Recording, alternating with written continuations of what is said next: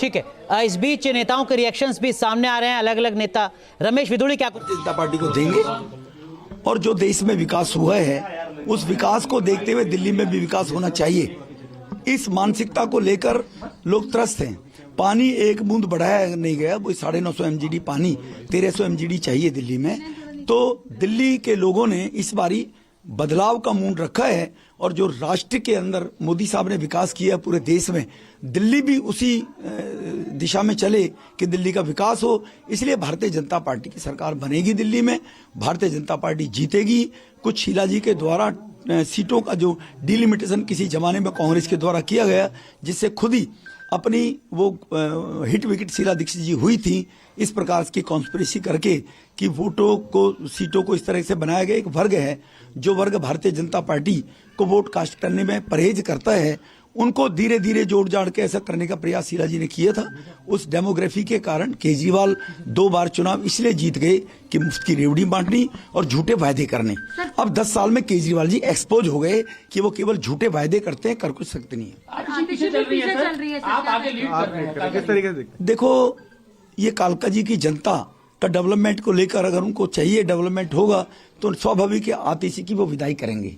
वो, मैं कोई किसी को लीड देने वाला नहीं हूँ, ये कोई रेसलिंग नहीं है, ये कोई कंपटीशन टेस्ट दे के हम आगे नहीं बढ़ रहे हैं, ये जनता के आशीर्वाद का है। कालका जी की जनता आशीर्वाद अगर देगी तो स्वाभाविक है आतिशी को लौटना पड़ेगा, क्योंकि आतिशी ने पिछले 5 साल में क्षेत्र में केजरीवाल जी ने दिल्ली में कुछ कराया नहीं है।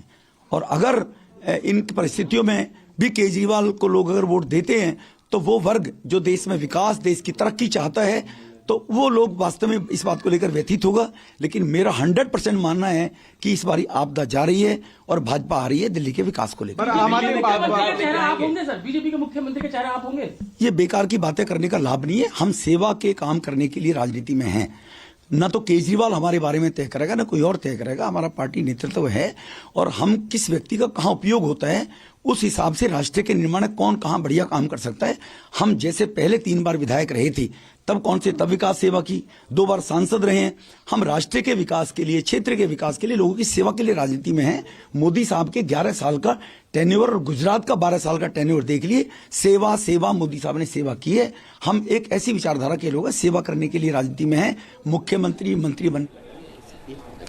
तो रमेश विदुड़ी को आप सुन रहे थे, कालका जी सीट से चुनाव लड़ा है, सांसद रहे हैं, विधायक रहे हैं, अपने संसदीय क्षेत्र को उन्होंने बदला, कालका जी सीट से पहुंचे, चुनाव लड़े, आतिशी से मुकाबला किया दिल्ली के मुख्यमंत्री से। और इस वक्त का जो रुझान है मनोज सर, उसके मुताबिक रमेश विदुड़ी आगे चल रहे हैं। आपको लगता है भारतीय जनता पार्टी की जो ये रणनीति भी थी कि जो अपने तमाम बड़े चेहरे हैं उनको भी जमीन पर उतारा, पूर्व सांसदों को विधानसभा का चुनाव लड़वाया, और उसका असर भी दिख रहा है? देखिए, अरविंद केजरीवाल पीछे चल रहे थे, आतिशी पीछे चल रही हैं। हाँ, देखिए, ऐसा है कि इस इलेक्शन में उन्होंने पूरी ताकत अपनी लगाई है, तो इसलिए जितने भी बड़े चेहरे थे वो यहाँ आए। और आपने देखा होगा कि उनके कैंपेनिंग का तरीका भी काफ़ी अच्छा था।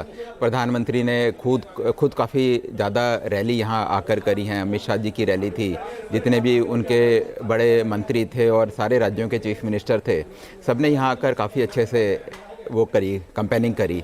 और अभी देखो अनुराग, मैंने इलेक्शन कमीशन की वेबसाइट देखी है जी। इलेक्शन कमीशन की वेबसाइट में अरविंद केजरीवाल अभी नंबर 1 पोजीशन में है। ठीक है, तो ये मेरे ख्याल से एक बहुत बड़ी खबर है अगर यही रुझान बना रहता है तो। ठीक है, लेकिन आतिशी पीछे चल रही हैं, रमेश विदुड़ी आगे चल रहे हैं, हमारे सहयोगी विकास चंद्रा भी हैं। लेकिन विकास जी, मैं आपका भी रुख करूंगा, लेकिन एनके सर, एक रिएक्शन आपका भी। बीजेपी की रणनीति 2015 के मुकाबले, 2020 के मुकाबले इस बार अलग थी। जैसा विकास जी भी बता रहे थे कि डोर टू डोर संघ की सक्रियता, बड़ी बड़ी रैलियां